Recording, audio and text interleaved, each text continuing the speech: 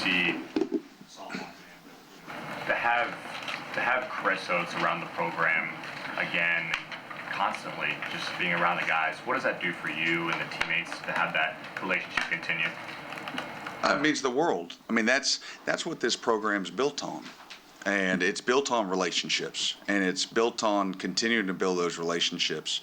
And, you know, when players are not necessarily always in the building, whether they move on to another job after they graduate, whatever the case may be, to have them back and a part of the program, and to watch Chris's progress, you know, to see the steps that he made down in Florida and where he is now, like that, it's so encouraging for all of us.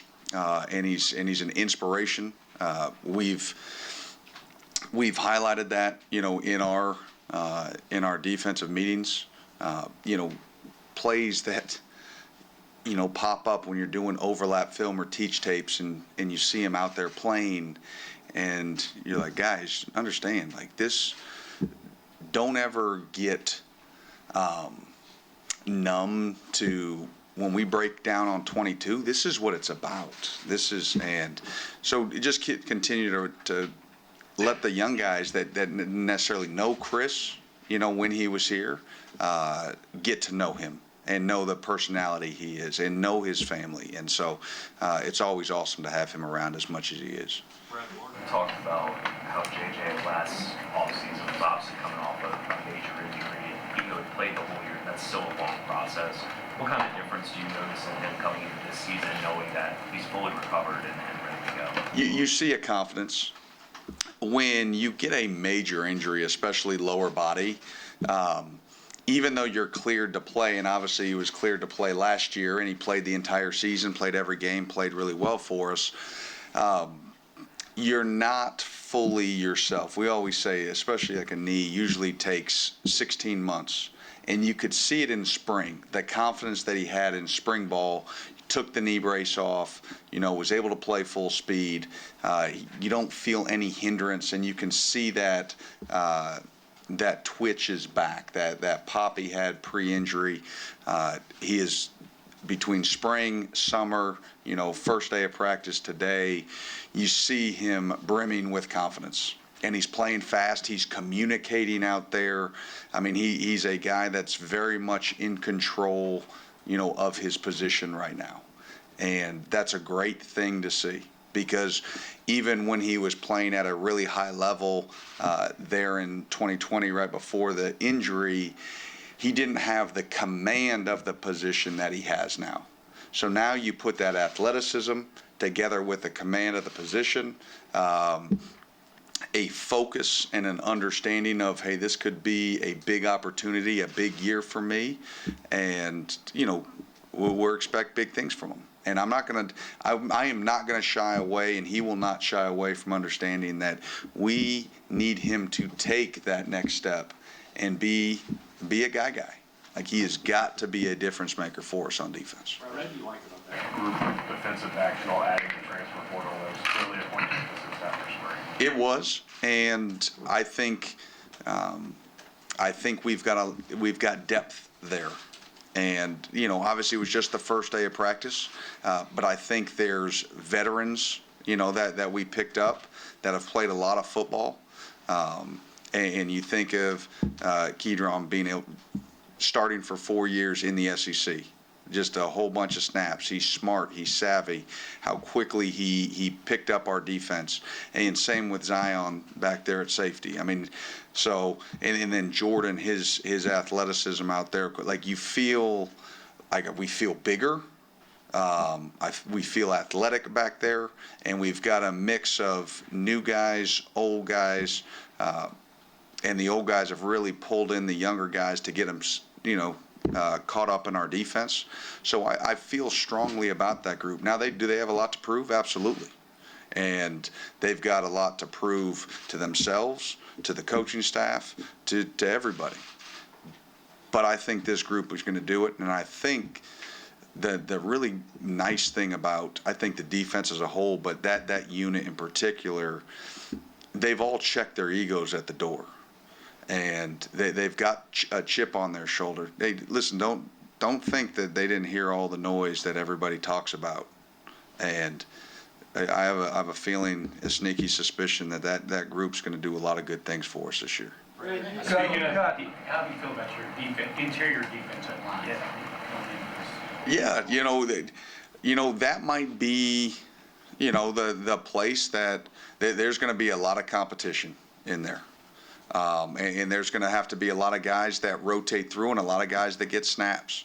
This is not a situation right now where, you've got a guy like Josh Pascal where you're just going to put a huge workload on him, and you're just going to let him go, and this is going to be more of a rotational group, but there's some talent in there, and as long as we can continue to build on that, keep them fresh, again, that's another position. I think we're deeper. Maybe we don't have the headliners that we've had in the past up there, but I think there's we can go deeper into the rotation than we've been able to in the past. Freddie, you talked a lot about the secondary, but one of the new guys, Alex Afari, Mark's mentioned him a lot. What does he bring to the table early on? Oh, I mean, to walk in as a freshman and to move with his size and his length, he's got a rare blend. And so finding ways to help him be successful early is going to be a big task, for me and the entire defensive staff, because when you get special athletes, you have to find a way to let them contribute. Just similar to how, Trevin found a niche, maybe it's not going to be, 70 snaps a game, but you have to find snaps early and often in the season. Special teams will be a big deal there as well, until they find a comfort level. Because listen, the bottom line is when you come in as a freshman, there's a lot of moving parts going real fast. And we're installing a lot of defense. They're installing a lot of offense. So things get jumbled quick. And so you got to try to narrow it down, narrow the focus, give them little pieces that the freshmen can handle. Because we do. We have a talented freshman class. The future is bright.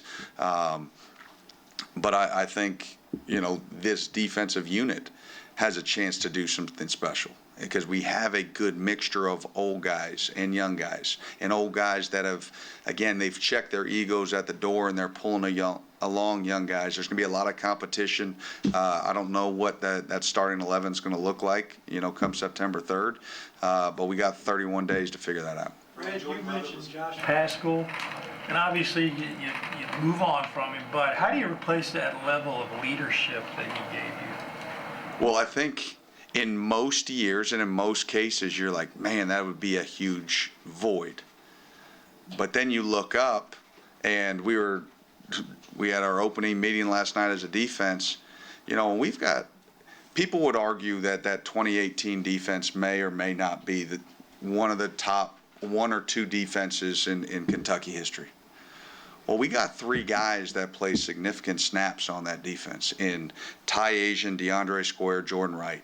Like, they played significantly on that defense. And what they've done from 18, 19, 20, 21 to have guys that played on the 18 defense have started as many games as they have over 4 years. And one of the benefits of COVID to be able to get those guys back for an extra year, you're walking in with leaders that I was counting on heavy last year, and they were great leaders, and they get another go round. And then you have Jaquez Jones, and then you bring in a guy like Kedron, and like there are a lot of guys that can lead from the front in that room. And so I don't think the void's going to be nearly, as drastic as you would think. It's not going to be this big vacuum. Where did it all go? Now, if you had lost all those guys, I think that would have been a bigger issue. But we're able to have, essentially 5 super seniors on the team, on the defense. Brad, the UK rosters, right? It looks like a lot of the interior linemen lost. Oxendine is like 20 pounds lineman. Is that something you all encourage, and what will be the benefits of those guys being linemen? Yeah, I think, Coach Ed and Coach Hill do an unbelievable job. And I think sometimes people make too much of weight. It's about strength, it's about power, and if you can generate power, then you're going to be successful. And even Josh, like when we moved Josh down, and then he tried to balloon up a little bit, and he was like, "This isn't me," and then he reined it back down, and then he played his best ball. Sometimes just weight alone is not good. It's too heavy for your legs. You can't play fast. You can't play explosive. I think guys have leaned out a little bit. They're as strong as they were at heavier weights, but I think they're more powerful. They're more explosive. Guys, have been putting up really good numbers, in the weight room. From a testing standpoint, so I'm excited about that, and it also allows you to, one, we can anchor in, but two, now those guys can move. We can have them play from an A gap to a B gap all the way out to a C. It gives you some flexibility as a play caller and a coordinator when you've got some guys that can, you're not just an anchor inside. Right, aside from his weight, what have you seen from Oxendine, and what do you expect from him this year? Obviously, another one that, from a position standpoint, a position group, he's got to be the leader in that group. And he's trained so hard to get back to the point he was when he got injured. And again, it's early, and you got to be smart whenever you have injuries, but he looks explosive. Like yes, his weight is down, but he looks stronger. He's looser than he's ever been in the past. He's a guy that's brimming with confidence, and we can move him in a lot of different places. I would say this, he doesn't look anything like what he looked like in high school. And that's not a bad thing. Like he did some good things in high school, but you watch some of his tape and you're like, okay, he could play nose and he could, play some of the boundary. Right now, where he is and how he's transformed his body, he could play any one of the three up front. I'm not going to, but you could stand him up and you could play him at jack. Like he's moving that well right now.